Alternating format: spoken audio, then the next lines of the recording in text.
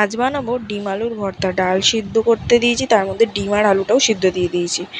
দিয়ে কড়াতে দিয়ে দিয়েছি সর্ষের তেল। সর্ষের তেলটা গরম হলে দিয়ে দেবো বেশ খানিকটা ঝাল ঝালের জন্য শুকনো লঙ্কা। শুকনো লঙ্কাটা ভেজে এখানে তুলে নিয়েছি। দিয়ে তার মধ্যে ওই সর্ষের তেলের মধ্যেই দিয়ে দেবো বেশ খানিকটা রসুন। দিয়ে রসুনটা ভেজেও তুলে নেবো। তারপর দিয়ে দেবো বেশ খানিকটা পেঁয়াজ। পেঁয়াজটাকেও হালকা ওই বেরেস্তা ভাজা যেরকম হয় সেরকম হালকা ভালো করে লালচে করে ভেজে তুলে নেবো। দিয়ে একটা থালার মধ্যে নুন দেবো। দিয়ে ভালো করে নুনের মধ্যে লঙ্কাটাকে, রসুনটাকে, পেঁয়াজটাকে প্রথমে মাখবো ভালো করে একদম। এই মাখাটাই হচ্ছে আসল মাখা। যে কোনো ভর্তা আর মাখাটা হচ্ছে আসল। ভালো করে চটকে চটকে চটকে চটকে এই লঙ্কাটা, রসুনগুলো একদম মেখে ফেলবো। মেখে তার মধ্যে দিয়ে দেবো হচ্ছে ডিম সিদ্ধ আর আলু সিদ্ধটা।